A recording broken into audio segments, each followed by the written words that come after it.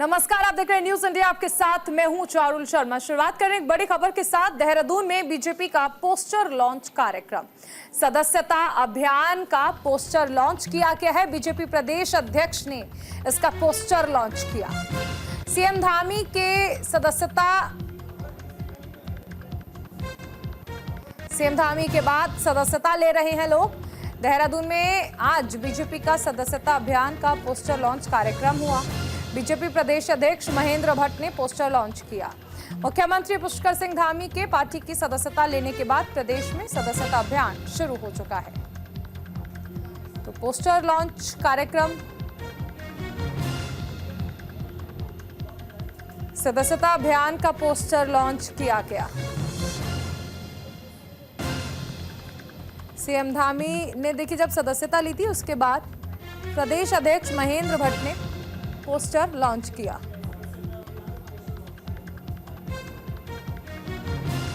CM Dhami ने सदस्यता ली थी। दरअसल बीजेपी सदस्यता अभियान चला रही है और ऐसे में जब सीएम धामी ने सदस्यता ली उसके बाद से ही सदस्यता अभियान की शुरुआत हो गई थी। ऐसे में सदस्यता अभियान का पोस्टर लॉन्च किया गया है।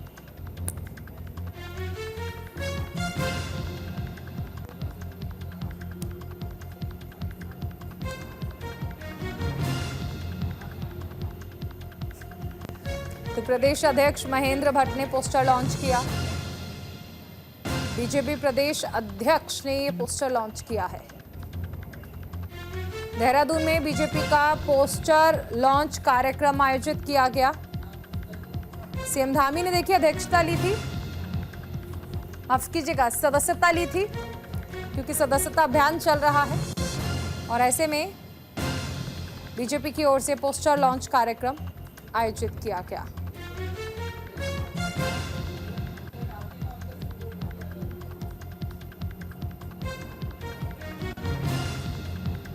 बीजेपी प्रदेश अध्यक्ष की ओर से ये लॉन्च किया गया।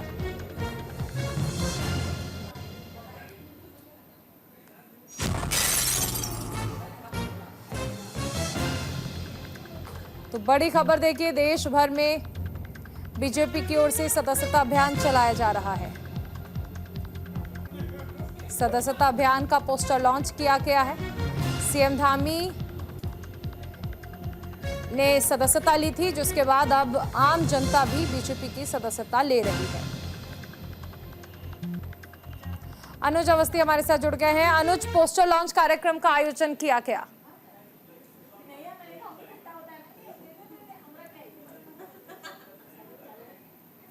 और नेता थे, उन्होंने आज बीजेपी के प्रदेश कार्यालय में पोस्टर लॉन्च किया, क्योंकि सदस्यता अभियान की शुरुआत मुख्यमंत्री पुष्कर सिंह धामी ने करी थी उत्तराखंड में। और उत्तराखंड का लक्ष्य ये है कि गांव-गांव तक, जो उत्तराखंड का जो सुदूर गांव है, वहां तक के जो लोग हैं वो बीजेपी के सदस्य बने, ऐसा लक्ष्य बीजेपी ने रखा हुआ है। साथ ही साथ हर जो कार्यकर्ता है, जो ब्लॉक स्तर के कार्यकर्ता है, जिला अध्यक्ष है, उनको टारगेट दिया गया है कि मैक्सिमम से मैक्सिमम आप जो है सदस्य बनाए। करीब करीब 40 से 50 सदस्य पर व्यक्ति के हिसाब से अगर देखें तो 40 से 50 सदस्य टारगेट दिया गया है। करीब 40 से 50 लाख लोग जो है उत्तराखंड में बीजेपी के सदस्य बने, ऐसी बीजेपी की रणनीति है। चूंकि नवंबर और अक्टूबर और नवंबर में जो है पंचायत चुनाव और नगर पालिका चुनाव प्रस्तावित है। इसको देखते हुए बीजेपी अपना वोट बैंक किस प्रकार से बढ़ा सके, बीजेपी के वोट बैंक कैसे बढ़ सकते, वोटिंग परसेंटेज कैसे बढ़ सके, ये बीजेपी सदस्यता अभियान इसी वजह से चला रही है। इसके अलावा अगर बात करें, चूंकि केदारनाथ उपचुनाव की होने, उसमें बीजेपी किस प्रकार से अपनी जीत हासिल करती है, इस पर रणनीति बन सकती है। तो ये तमाम चीजें हैं, इसी वजह से ये सदस्यता अभियान की शुरुआत की गई है। जी बिल्कुल। एक चीज और अनुज समझना चाहेंगे कि क्योंकि बीजेपी सदस्यता अभियान चला रही है, इसके तहत अब तक कितने लोगों को जोड़ा जा चुका है? बिल्कुल चारुल, जिस तरीके से बीजेपी ने सदस्यता अभियान की शुरुआत करी थी, सबसे पहले मुख्यमंत्री पुष्कर सिंह धामी ने जो है मिस कॉल देकर के अपनी सदस्यता दर्ज कराई थी। उसके बाद प्रदेश अध्यक्ष समेत तमाम जो बीजेपी के कार्यकर्ता और नेता है वो सदस्यता दर्ज कराते हैं। हालांकि चूंकि बीजेपी ने विपक्ष ने चुटकी भी ली थी इस बात को लेकर के कि जब ये बीजेपी के सदस्य ही नहीं है और फिर से सदस्य बन रहे, तो क्या मतलब है कि बीजेपी की रीति और नीति का। बीजेपी की नीति और नीति कहने में कुछ और करने को है, विपक्ष में चुटकी भी नीति। लेकिन वही अगर बीजेपी संगठन की अगर बात करें तो करीब करीब ये लक्ष्य जो है हर जिले में जाकर के जो बीजेपी के नेता है, जिला अध्यक्ष है, ब्लॉक प्रमुख है, ब्लॉक स्तर के जो कार्यकर्ता है, वो जाकर के लोगों को सदस्य बना रहे हैं और धीमे धीमे करके, क्योंकि उत्तराखंड में 13 जिले हैं और 13 जिलों में लोगों को सदस्य बनाया जा रहा है। वहाँ के जो कार्यकर्ता है वो जुट रहे हैं और ज्यादा से ज्यादा सदस्य बन सके, बीजेपी ज्यादा से ज्यादा लोग बीजेपी की सदस्यता ले सके, इस बात का तो बड़ा ख्याल रखा जाए। जी सर, चलिए आप बने रहिए अनुज, आगे आपसे जानकारी लेंगे।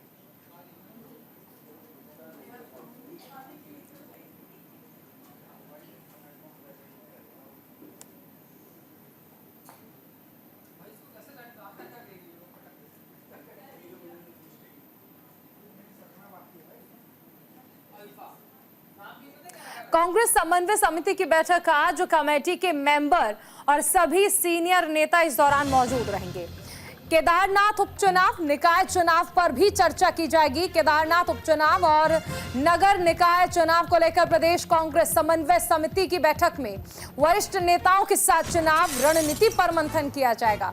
बैठक में शामिल होने के लिए नवनियुक्त प्रदेश सह प्रभारी सुरेंद्र शर्मा भी देहरादून पहुंच गए हैं। समन्वय बैठक का आयोजन होना है। कांग्रेस समन्वय समिति की बैठक है आज, इसमें निकाय चुनाव पर चर्चा होगी। कमेटी के मेंबर और सभी सीनियर नेता इसमें मौजूद रहेंगे। केदारनाथ उपचुनाव, निकाय चुनाव पर इसमें चर्चा की जानी है। कांग्रेस समन्वय समिति की आज बैठक होनी है।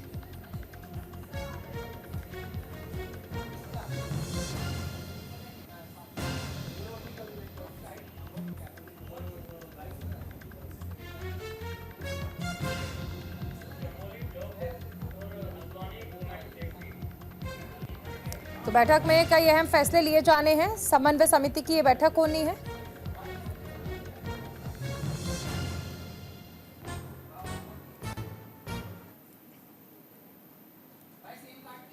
वहीं चमोली में प्रशासन ने लोगों से अपील की है, सामाजिक सौहार्द बनाए रखने की अपील। ग्रामीणों ने बोर्ड लगाकर धमकी दी। बाहरी लोगों के गांव में आने से दरअसल रोक लगा दी गई थी। गैर हिंदुओं के आने पर भी पाबंदी लगा दी गई थी। केदार घाटी के मैकंडा के ग्रामीणों ने गांव के मुख्य द्वार पर साइन बोर्ड चस्पा कर बाहरी व्यक्तियों का गांव में प्रवेश रोक दिया था। ग्रामीणों ने गांव के प्रवेश द्वार पर साइन बोर्ड लगाकर बाहरी फेरी वाले गैर हिंदुओं के प्रवेश पर रोक लगाते हुए कहा था कि जो भी बाहरी व्यक्ति गांव में पकड़ा गया तो दंडात्मक और कानूनी कार्यवाही की जाएगी। अब रुद्रप्रयाग पुलिस ने इसकी गंभीरता समझी है और इसका संज्ञान लेते हुए क्षेत्र में सामाजिक सौहार्द बनाए रखने सहित आवश्यक दिशा निर्देश जारी किए हैं।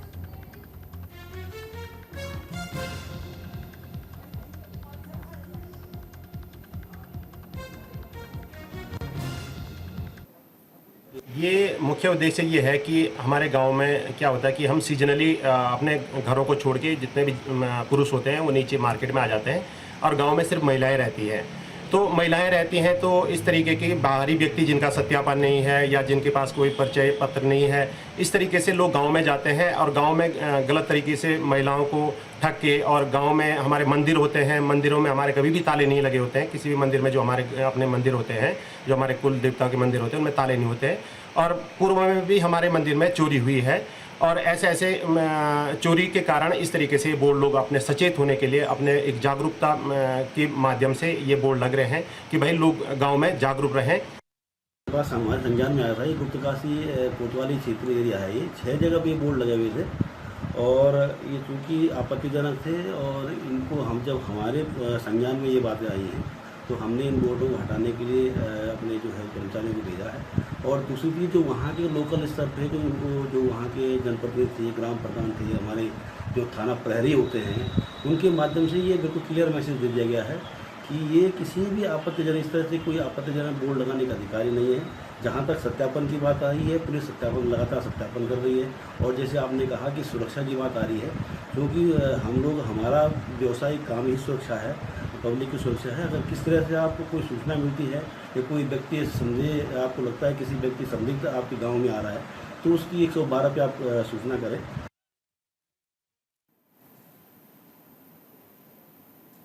वहीं सोनप्रयाग में एक बड़ा हादसा हुआ है। मलबे में दबने से एक व्यक्ति की मौत हो गई है। घायल लोगों का अस्पताल में इलाज चल रहा है। सोनप्रयाग गौरीकुंड के बीच पहाड़ी में मलबे में दबने से एक व्यक्ति की मौत हो गई है। मलबे में दबने से 2 लोग घायल हुए हैं। मौके पर पहुंचकर रेस्क्यू टीम रेस्क्यू अभियान चला रही है। एक व्यक्ति की मौत हो गई है, 2 लोग घायल हैं जिन्हें निकाला गया। एम्बुलेंस के माध्यम से सोनप्रयाग भेजा गया है। रेस्क्यू अभियान अभी भी जारी है।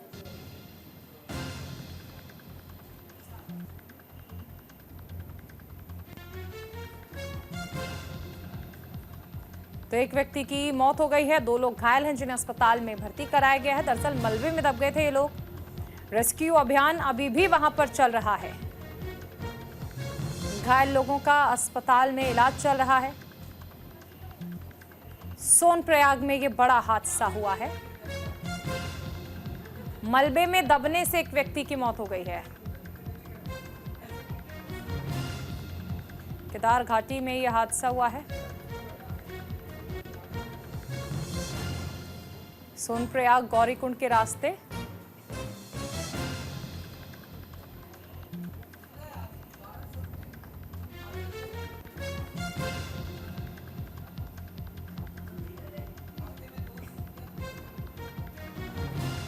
मलबे में दबने से 2 लोग घायल हो गए हैं। एक व्यक्ति की मौत हो गई है। रेस्क्यू अभी भी वहां पर चल रहा है। घायल लोगों का अस्पताल में इलाज चल रहा है।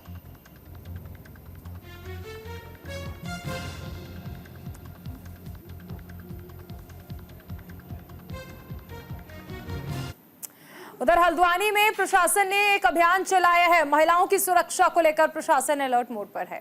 डीएम ने मामले में कमेटी का गठन कर दिया है। महिला सुरक्षा को ध्यान में रखते हुए डीएम नैनीताल ने कमेटी का गठन किया, जो हल्द्वानी के तमाम स्कूल कॉलेजेस में जाकर छात्राओं से बातचीत कर रही है।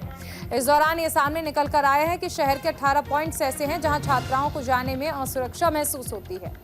पुलिस इन 18 पॉइंट्स पर सघन चेकिंग अभियान चला रही है। डीएम ने डायल 112 को हाईवे पर लगातार सघन चेकिंग और अलर्ट मोड पर रहने के निर्देश दिए।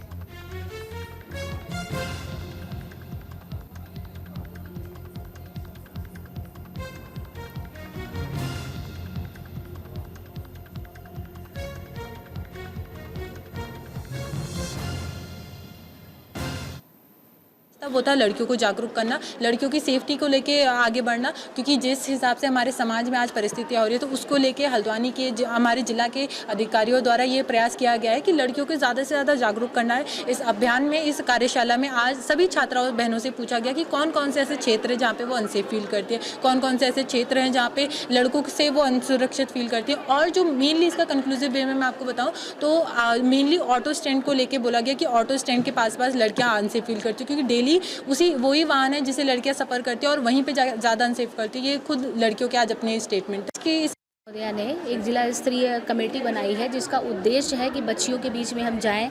विभिन्न कॉलेजों में पढ़ने वाली बच्चियां हैं और हर प्रकार से हम ये उनका उद्देश्य ये जानने की कोशिश करना है कि ऐसे हल्द्वानी में कौन से स्थान हैं जहां पर बच्चियों को जाने में भय का वातावरण उनको महसूस होता है। क्योंकि पिछले कुछ दिनों हल्द्वानी में कुछ घटना घटित हुई है, जैसे एक नहर कवरिंग वाली रोड पर आप लोगों के संज्ञान में है कि घटना घटित हुई है। बच्चियों ने वीडियो वायरल किया था जिसके बाद उसमें अरेस्टिंग भी हुई थी। तो जगह जगह घटनाएं हो रही हैं, कहीं स्ट्रीट लाइट ना होने के कारण या अंधेरे के कारण कोई घटना हुई हो, तो बच्चियों की सुरक्षा को लेकर मैम चिंतित है। उसके क्रम में ये कमेटी मैम ने बनाई है। जिला प्रशासन के लेवल, पुलिस के लेवल पे महिलाओं से हम ये पूछना चाह रहे थे कि शहर में ऐसे कौन से स्पोर्ट्स हैं जहाँ पे वो अनसेफ फील करते हैं और ऐसी कौन सी जगह जहाँ उनको खास तौर से पुलिस की प्रेजेंस की जरूरत ज़्यादा है। तो पूरे हल्द्वानी शहर में ऐसे 18 स्पोर्ट्स जो हैं अलग अलग जगह से आइडेंटिफाई हुए हैं। उन पर हमारी जो है पहले से भी कुछ स्पोर्ट्स ऐसे थे जो हम लोग चेकिंग वेकिंग करते थे, लेकिन अब जो हमारी नई चेकिंग होगी वो इन स्पोर्ट्स पर होगी, ताकि यहाँ पर जो इस तरीके का एक वातावरण बना हुआ है उसको दूर किया जाए और वहाँ पर महिलाओं को हम सेफ और सिक्योर फील करा सकें। जिला प्रशासन के लेवल, पुलिस के लेवल पे उधर लक्सर के खानपुर में हेपेटाइटिस सी की बीमारी फैलने की सूचना पर मुख्य शिक्षा अधिकारी ने क्षेत्र का दौरा किया है। इस मामले पर न्यूज इंडिया से बातचीत करते हुए बताया कि हेपेटाइटिस सी के 600 मामले सामने आने वाली बातें निराधार हैं। उन्होंने कहा कि अभी तक 140 लोगों के स्वास्थ्य परीक्षण किए गए हैं, जिनमें से मात्र 16 लोगों को हेपेटाइटिस सी की पुष्टि हुई है।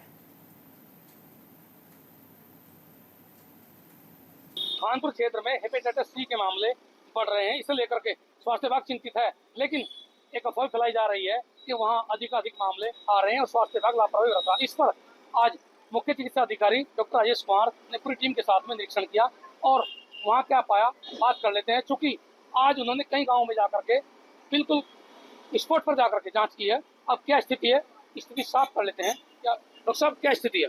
देखिए, अभी कल आपके न्यूज पेपर में छपा हुआ था यहाँ पर कि 600 मरीज पॉजिटिव आ गए हैं। ये बड़ा आश्चर्यचकित था कि हम लोगों को नहीं पता लग पाया। जब आज जांच की गई है तो जुलाई अगस्त 2 महीने में मात्र 194 जांच ही हुई है, उसके अगेंस्ट सिर्फ 16 मरीज मात्र जो है पॉजिटिव आए हुए हैं।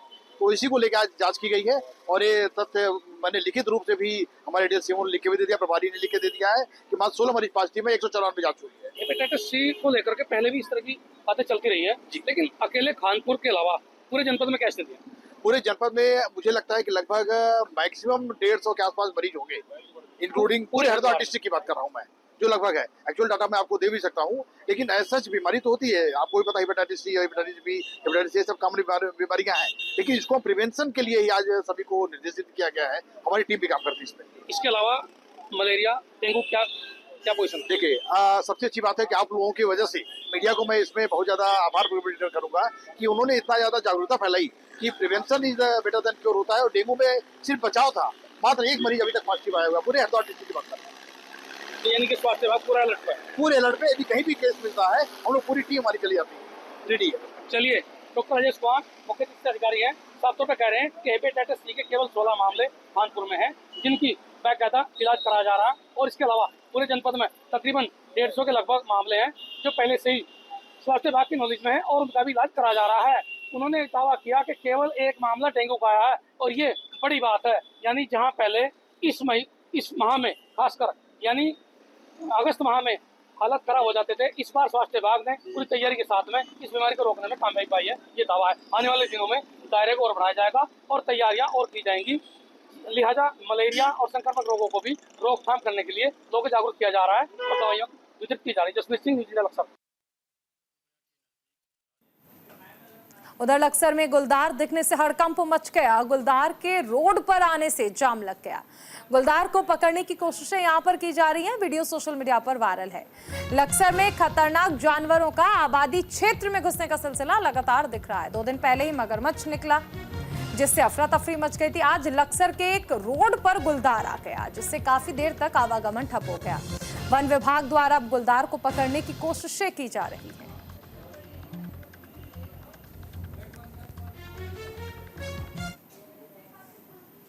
रुड़की में पुलिसकर्मियों को सख्त आदेश दिए गए हैं। साबिर पार्क के मेले से पहले बैठक की गई है। ड्यूटी के दौरान लापरवाही पर कार्रवाई की जाएगी। शराब पीकर ड्यूटी करने पर एक्शन होगा।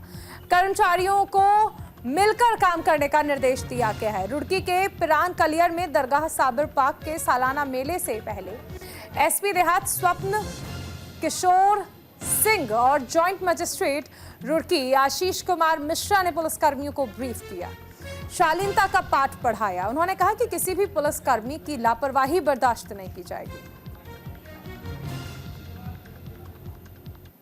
में यहाँ जायरीनों का आगमन हो चुका होगा, उसके मद्देनजर पर्याप्त ड्यूटियां तैनात की गई हैं। 4 जोन और 15 सेक्टर में पूरे मेले को बांटा गया है, जिसमें 1 जोन पूरी तरह से यातायात के लिए रखा गया है।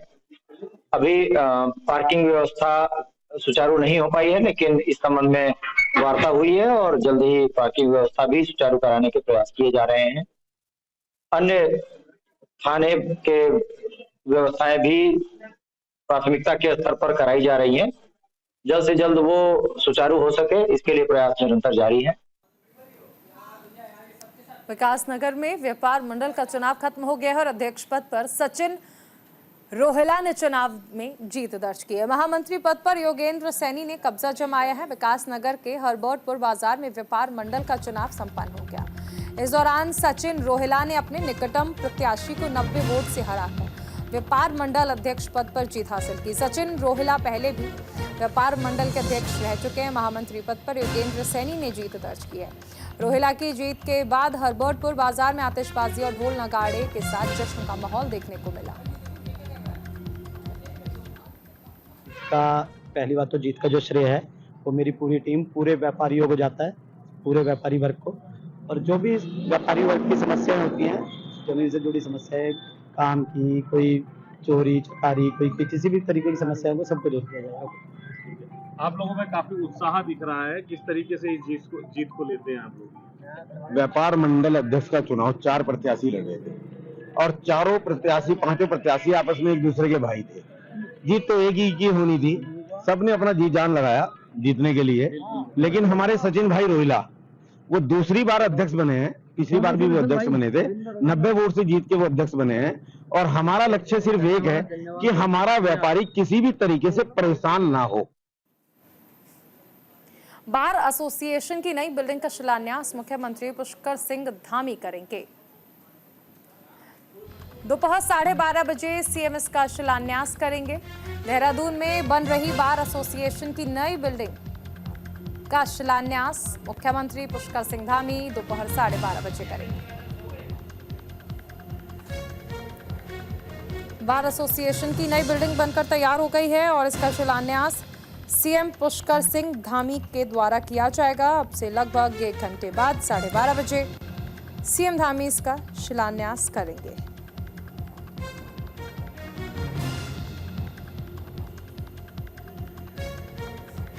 देहरादून में बार एसोसिएशन की नई बिल्डिंग बनकर तैयार हो गई है, जिसका आज शिलान्यास होना है।